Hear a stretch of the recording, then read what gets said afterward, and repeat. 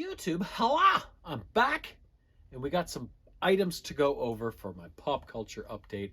And you know what? On the heels of this one, there's going to be another one in the very near future because I'm pretty much almost all full up and 5 more items. I'm guessing probably maybe early to mid next week, I might have another one ready to go. So, but right now, we're here, we're talking about this current one. And it is quite a diverse one. We got a book, a TV show, a movie, and a couple games. All from my favorite kind of, a lot of my favorite franchises are involved in this one, or at least a couple of the really big ones anyways. And the first big one is the book I read, and it is called Alien, Into Charybdis. Now, this book is actually a follow-up to the Cold Forge book, which I read long time ago. And this was written in 2021. The story follows a group of Americans in the year 2184, I think it is, and they are they're like a group of like software engineers and that sort of thing that focus on setting up and installing and environmental systems. So they're heading to a planet that I forget the name. It doesn't have like a planet name. It's named after the company that basically runs the planet. And this company is Iranian. So the Americans are coming to meet this Iranian company that their facility on this world, it's a facility that's built into the middle of like this big waterfall / whirlpool area with all this water for security measures. But just for this facility to survive in this environment, it's got to have all these systems to fight off the effects of that kind of harsh aquatic environment that kind of surrounds them. So Macallan Integrations is coming to fix to set up their environmental systems within this facility. And the facility itself, like the planet, kind of this whirlpool type area is called Charybdis. That's why the book is called Into Charybdis. So as the Americans get there, actually just before the Americans get there, there's a bit of an accident with the Iranian crew when one of the things that offsets some of the exhaust from the waterfall and whirlpool or whatever fails, and a couple of people die and go over the edge into basically an endless fall of oblivion into this waterfall thing. So tensions are high to begin with, and then the Americans show up, and there's obviously right off the bat a different type of customs and way of behaving between the two. It's rough to start, but tensions are eased, they're put to work.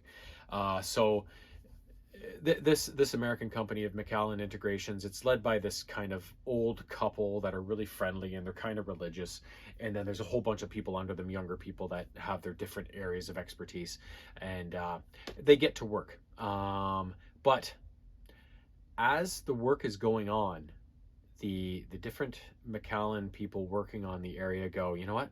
This isn't a new facility. Like I'm into these walls trying to install this stuff, and I'm seeing old stuff behind it, and they're like, what the hell is going on around here, right? This is going to be a lot harder than we thought. This is going to cost more money, which raises the tensions more, because when they bring their concerns to the Iranians, they're like, fuck you, just do it. You know, we had a deal. So tensions continue to rise, and then eventually all hell breaks loose when exploring this facility, they stumble upon what is an old Weyland-Yutani institute or facility deep within this facility that the Iranians are operating. So things aren't as they seem in Charybdis, and eventually an alien makes itself known. But it's no standard type of alien, and I don't want to give too much away because it's really quite a neat storyline, and that's all I'm going to say. But as usual with an alien story, things seem okay, and then they get a little weird, and then all hell breaks loose, and that's what happens in this. So one of the Macallan guys The Iranians want to keep the Americans quiet and offer them a big payoff if they just hush about what happened here, finish your work, get off planet, we'll pay you a tidy sum of money each year. You'll be set for life, sort of thing. But one of the guys, Noah, gets spooked and ends up sending out a message to the colonial marines. So a ship shows up, and it's led by this crazy ass bitch named Kylie Duncan, is it? Who has a one-track mind and is willing to do anything to get what she wants out of this situation. And so you've got the Iranians and the Americans that were butting heads to begin with, but it was still not getting violent or anything. And then you throw the aliens into the mix, and then you throw this crazy bitch leading a team of colonial marines into the mix. Everybody's got their own agendas. Everybody's got whatever. And again, all hell breaks loose and the rest of the story unfolds. But that's pretty much all I can tell you, because if you do like aliens and you haven't read this book yet and you like reading aliens books, this is a really neat one. It's got some really neat story elements and twists and turns here and there. And I really like what they did with it. And I really like this series now.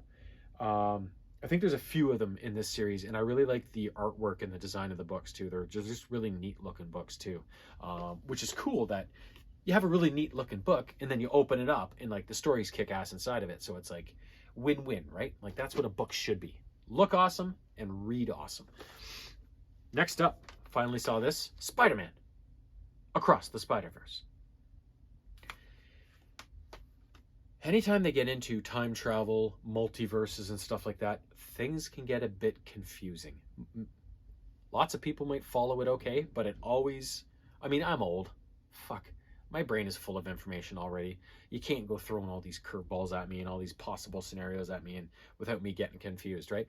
So I think it takes place about half a year after Into the Spider-Verse, and it starts with Gwen Stacy in an alternate universe. In it, she ends up killing Peter Parker, her boyfriend, I believe it is, when he rampages across the city in lizard mode. He's actually the lizard in that parallel universe. And so she's distraught and whatever. And then her father, George, is a police captain or something like that. And he doesn't know she's Spider-Girl. But then she reveals that to him because he's so set on capturing Spider-Girl. And he's like, what the fuck? And he tries to arrest her, but he can't go through with it. And then soon enough, a guy named Miguel shows up with like this dimension skipper device that they wear on their wrist, like a watch, and takes Gwen into his little organization. So Miguel's organization is a whole bunch of spider people from across all these parallel dimensions and universes, whatever it is, who all work together to keep things cool, to keep things under control.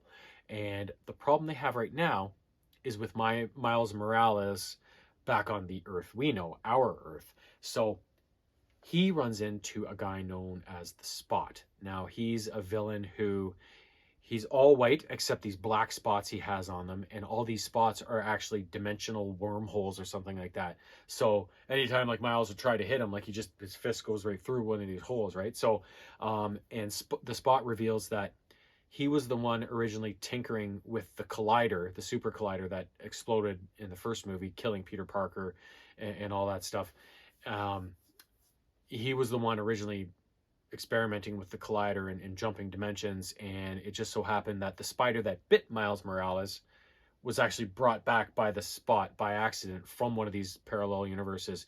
And so the way the timeline was supposed to work is that Miles was never supposed to be a Spider-Man, and if he hadn't been bitten by the spider and interfered in the Kingpin's business, Peter Parker would have won that battle Into the Spider-Verse and stopped everything, and everything would have been cool. By becoming Spider-Man and influencing the events that got Peter Parker killed on our Earth, he created a non-canon event. And that's what this Miguel guy and his team of spider people are out to do, is make sure all of these spider people events that are supposed to happen across all these universes happen and keep the time flow going as it should be. And he explains to Miles once Gwen and Miguel meet up with Miles, and they explain to him that, like, on your Earth, yes, Peter Parker's Uncle Ben was supposed to die. There's nothing he could do about that. There's nothing he should do about that if he could. Uncle Ben was supposed to die and help make Peter Parker the Spider-Man he was supposed to become. And then it's the same in all these other parallel universes. Each spider person was supposed to have some sort of event or trauma that significantly influenced their becoming of a spider person. So Miles isn't cool with this, and he's like, no, we got to save people and whatever. So it ends up becoming this kind of battle between Miguel and Miles with all these other spider people involved, as Miles chooses to not give in to Miguel's kind of this is the way things have to be sort of thing. So, and as this battle rages between Miguel and Miles, you know, the universe starts to like crumble and split apart and become a problem, and then the rest of the movie unfolds, and again, just like Alien, I'm not going to spoil this one for you because people go nuts for these movies so far, and I gotta admit they are good. I liked Into the Spider-Verse a little better, even though this one, again, just like the first one, was a visual masterpiece and was a really cool story. But I'm really, as time travel and multiverse things become more popular with time, I find there's sometimes just a scapegoat to do whatever you want with the storyline because there's time travel. So we can, like, just like with the snap in Marvel, you know, killed all these people, but then you can use the multiverse to bring all or whatever ones you want back. You know, it's just kind of a cop out to have some storylines and then have no consequences afterwards if that's what you so choose, right? So, and sometimes, like I said, with this one, the story can become a bit befuddling at times with jumping around and all this and that and all these different, you're like, who's this guy from? Where's he from? What's he doing? You know, sort of thing. So my first experience, I guess, with time travel and that sort of thing when I was younger was with the original Terminator franchise. And I felt that it was done really well because it wasn't that complicated. You know, it was just simple time travel. In the future, they figured out time travel. They sent people back and forth in time. There really wasn't much more to it, right? But as that concept gained popularity over the years, more and more people did it, and the more and more complicated it got. And so as much as I like Across the Spider-Verse, and I don't want to say anything bad about it because it is such a good movie, but I wish it relied a little less on the multiverse aspect, even though that's kind of what it's called, Into the Spider-Verse and Across the Spider-Verse. Like, it's all about the multi-Spider-Verse. I wish it could have been a little lighter on that, if at all possible, if that makes any sense. But anyways, that's just me. I'm a grumpy old man. Don't pay any mind. Next up, Season 3 of The Mandalorian. And of course, Spider-Verse, Across the Spider-Verse was a 2023 movie, a very much newer release. And the third season of Mandalorian was from like the earliest few months of 2023. So it's still pretty recent.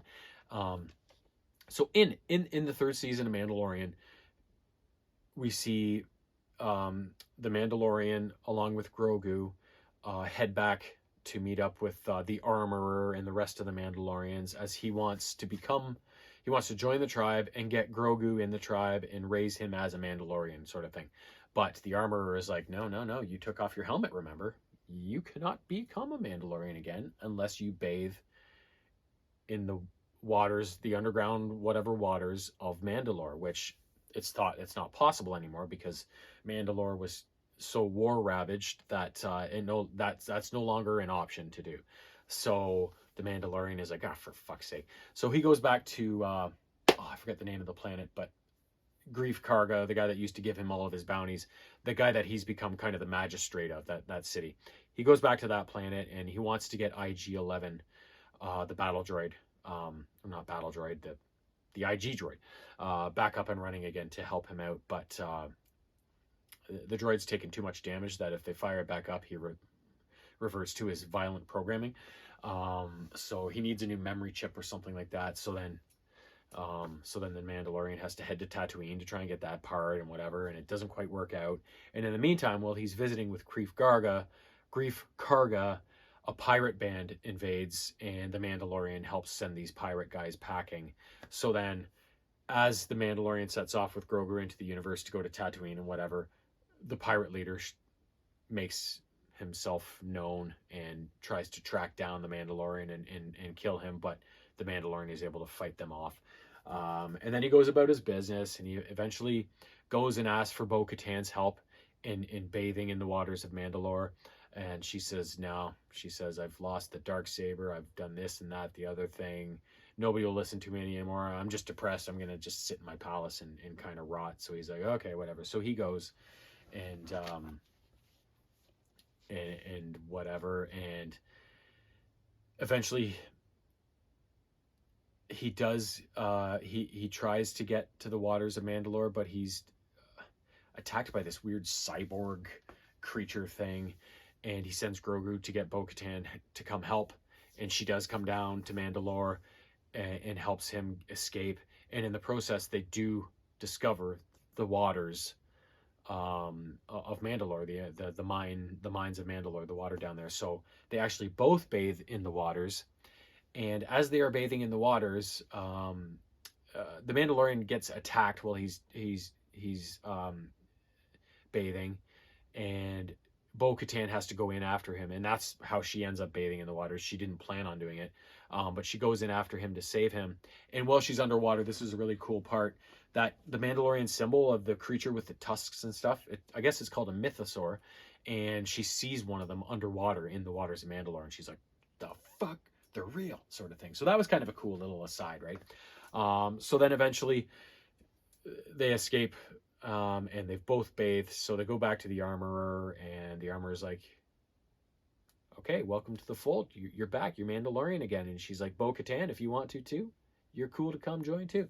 So then eventually the story progresses where the pirate leader that Greef and the Mandalorian killed his guys back on Greef's planet, he ends up raiding Greef Karga's planet, and Greef sends out a distress kind of call to there's a chubbier Asian guy that is a New Republic pilot that we've seen in previous seasons, and I think maybe even in some of the movies, if I'm not mistaken. I don't remember.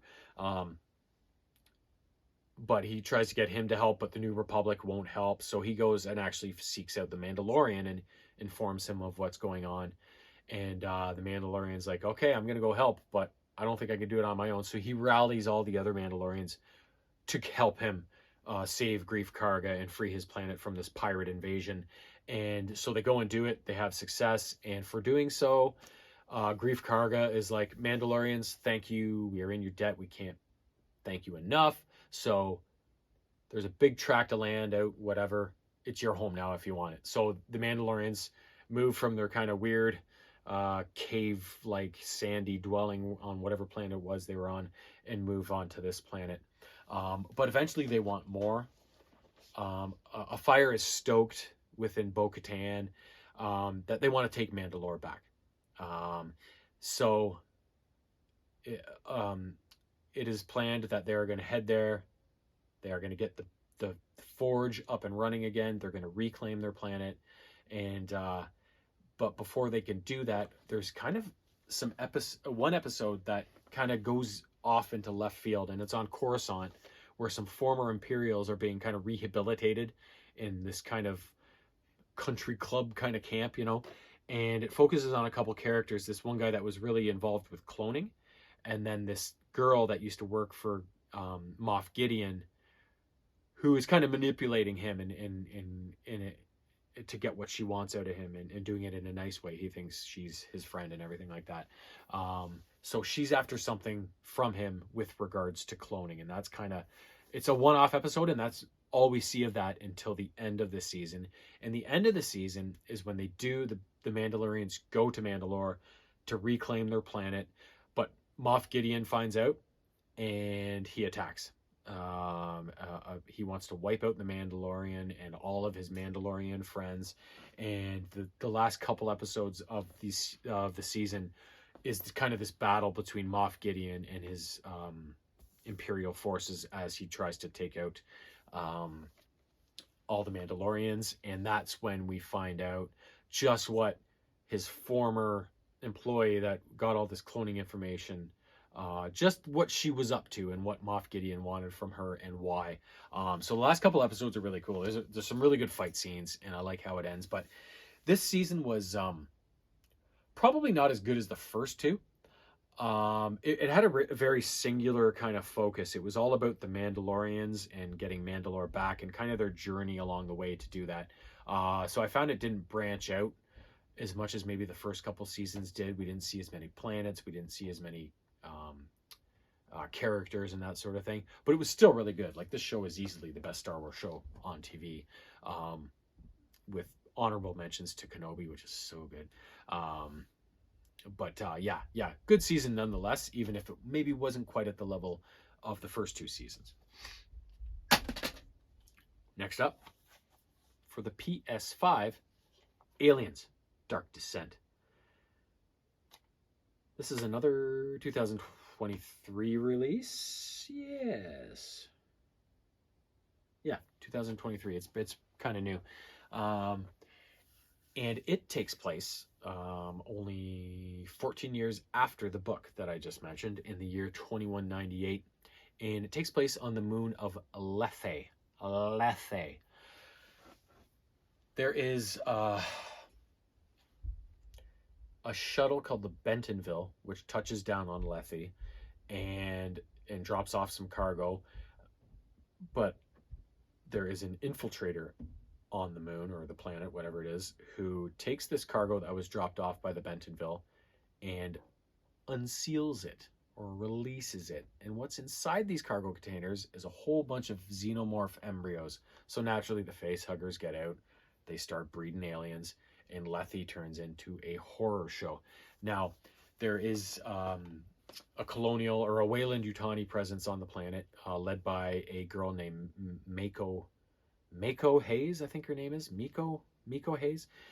And all of a sudden these aliens are starting to wreak havoc, and she's like, what the hell is going on? And so she goes to try and find out what's going on, ends up coming into contact with the creatures herself, barely escapes. And when she gets back to her office or headquarters or whatever, she engages or enacts the Cerberus Protocol, I think is what it was called, which is basically like any ships leaving the planet that could possibly be taking these creatures off of it into the universe is just shot down by all these satellites that have, missiles and lasers and shit. So I think there's 3 ships in orbit that all get shot down, 2 of them completely destroyed. And the third one, the Otago, is crash lands on Lethe, and although it's in bad shape, it is repairable over time, and the crew aboard, survives. So Miko Hayes eventually meets up with this crew of the Otago and joins their crew on the ship.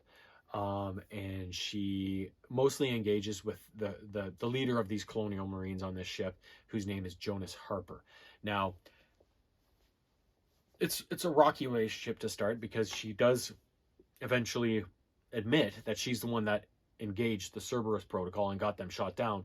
But, they let bygones be bygones, understand the situation of what's going on, and they just turn their focus to, okay, how do we get ourselves out of this situation now, right? So they focus on trying to get the Otago back up and running, and rescuing as many survivors as they can on Lethe. But of course, all these tasks of theirs are complicated by the fact that they've got xenomorphs rampaging all over the planet, right? So further complicating the fact is that Jonas Harper seems to start having almost a telepathic connection to the aliens, especially the queens and stuff.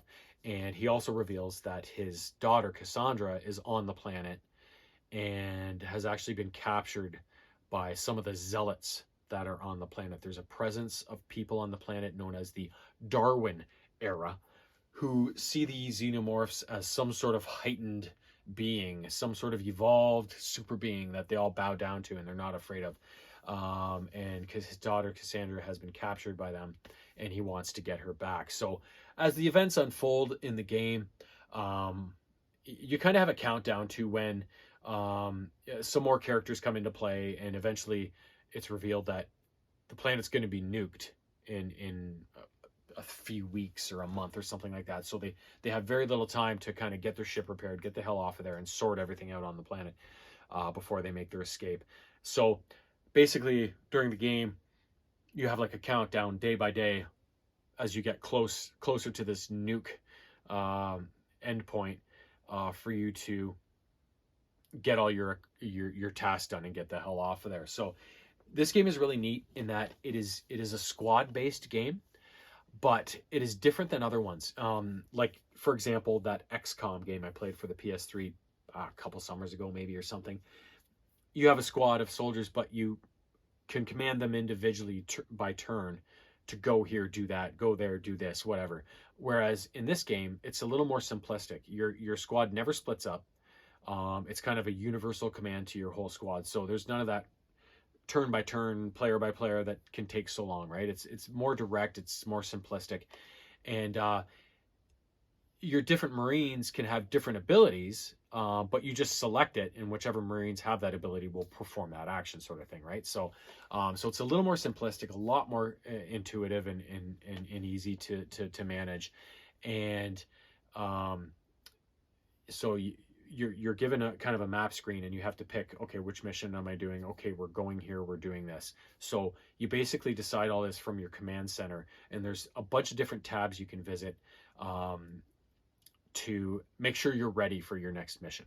So there's the med bay. So when you have Marines that get injured or sick or need psychiatric help, you can put them into these facilities and get them help get them back up and running so that they can be sent out on future missions. There's a lab where when you take samples of the xenomorphs when you're out on your missions, you can bring them back and they can develop tech that will help you either protect you or weaponize you or whatever in your fight against the Xenos. There's also an armory, the armory. There's two more options other than the main command deck, but in one of them, I forget if it's the armory or not, but you can use resources you find in your missions to develop bigger and better weapons that you can then equip your Marines with when they reach certain levels and stuff. And then there's the Marine tab. It's called something different, but it's basically where you manage all your Marines. As they see action in each mission, they will gain XP. You'll be able to promote them and level them up, equip them with different types of abilities and weapons and stuff like that. And if they do die, they will go to the Wall of Honor or something like that. But try your hardest not to let them die, because you invest a lot of resources and time and into upgrading each of your Marine and promoting them, and then if they die, it's all for naught, right? So so I took the approach where I didn't want to send out the same kind of little cluster of Marines on every mission. I tried to spread it around amongst all of them so that the ones that see a mission can then recover from that mission, send out the next group, and then everybody stays kind of more equal. They all level up together. You've got a really overall competent squad of Marines rather than a bunch of rookies and then a bunch of guys that are big levels, right? I chose the kind of everybody takes part kind of scenario, and you know what, it worked out. I did have to play the game on easy because I started on a normal to begin with, and it was fucking hard as shit. So I downgraded to easy, and even then it had some points that were like, oh god, this is hard. If I was to go back and try it on normal, I think I'd have more success than I did when I first started out, just because I know what I'm doing. The problem is when you first start that game, you don't really know what you're doing. There's a lot of little things that go into it, right?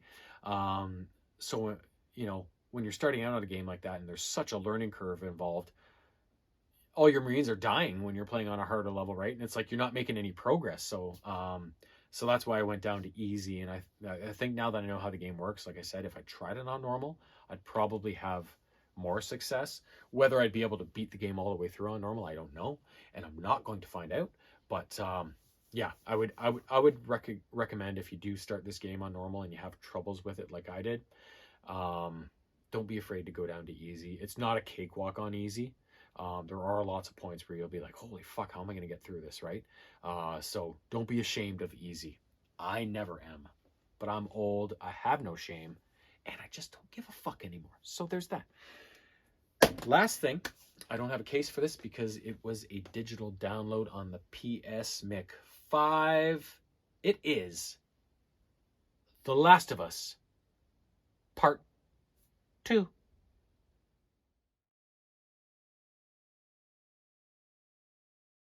So, The Last of Us Part 2, developed by Naughty Dog and released in 2020, obviously a follow-up to the first The Last of Us, and it takes place 5 years after, I believe, the original Last of Us game.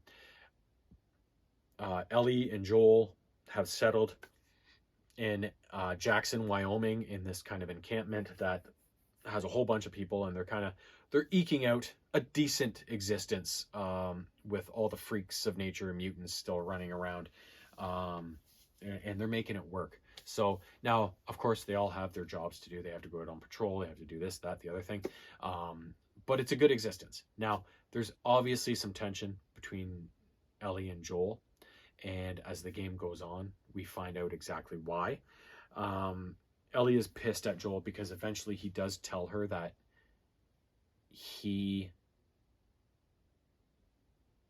kind of, not, I guess, rescued her from that hospital at the end of the first game when they were, the doctors, in order to try and generate some sort of vaccine out of her immunity that she had to it, that they would have to kill her. So Joel admits that, no, I killed them and got you the hell out of there because I couldn't watch that happen. I couldn't let that happen, right? So she feels guilty that the rest of humanity is forced to continue on in this vein, when she could have been the cure even if it had killed her. So they're at odds about this, and Joel is just, you know, he admits, I'd do it again if I had to make the same decision, and he feels bad, but it's Ellie who's really taken it hardest and is kind of being a bitch about it, to be honest. But eventually I think Joel and Tommy go out on patrol, and they don't come back after a while. So Ellie sets out with her girlfriend Dina, and on their regular patrol, and while they're out there, they go looking for Joel and Tommy. Now, Joel and Tommy, in the meantime, help rescue a young woman who gets kind of stranded out in the wilderness after she breaks off from her friends or whatever, and meets up with some, of course, freaks of nature. And so they take her in and help her escape and whatever. But she eventually leads them to a place where she's been staying, where her friends are. And this group then turns on Tommy and Joel. They don't kill Tommy, but they kill Joel in a pretty gruesome way. And Ellie is able to ferret out where he's been taken, and she manages to burst onto the scene just as they're about to finish him off. And she watches Joel get killed by these people. And she and Tommy swear, you know, they let them go. They let Tommy and Ellie go, but Ellie and Tommy both swear, you know, we're going to fucking find you and we're going to kill you, sort of thing, right? So that's when the game really gets going, and it's basically Ellie and Dina as they make their way out towards Seattle to go after this girl whose name is Abby. Now, this game is really different. It kind of took a turn halfway through. And so Abby, spoiler alert if you haven't played it, Abby is actually the daughter of the doctor that Joel killed to free Ellie from that hospital at the end of the first game. So that's why Abby had this hard-on for killing Joel. Ellie doesn't know that at this point, and she's going after Abby with a singular purpose to end this bitch, right? Now, so as that's happening, and you and Dina go to Seattle, and you try and track her down, blah, blah, blah. Eventually, you start playing the game as Abby, and I thought this was just going to be a brief interlude, right, to try and connect some dots and whatever.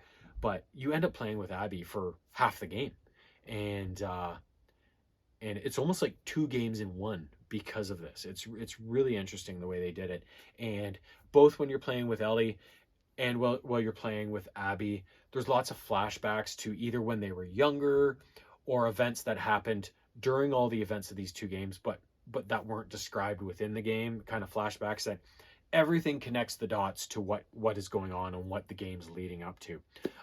So I've spoiled enough of it already, but the end is pretty. You keep thinking the end is coming.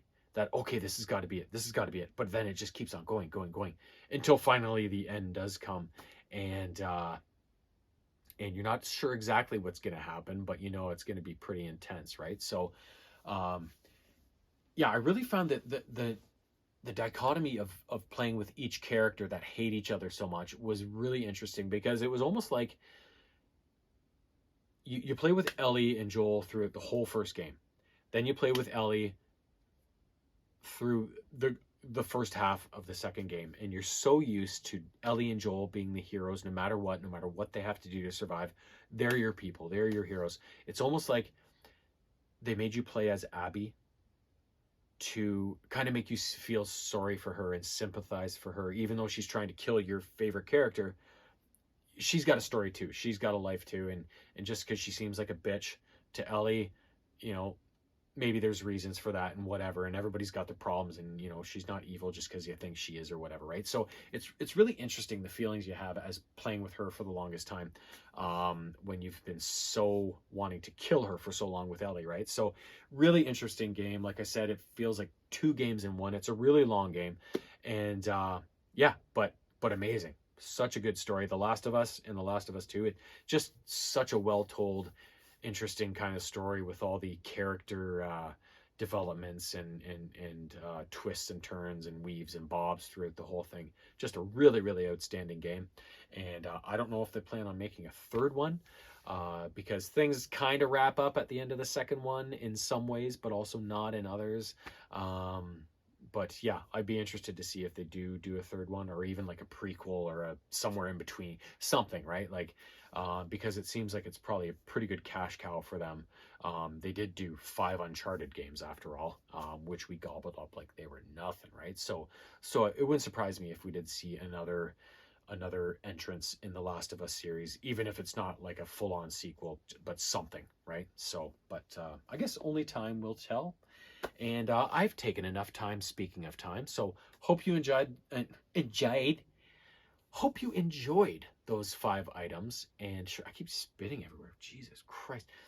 And sure enough, soon enough, I will have 5 more for y'all. So stay tuned.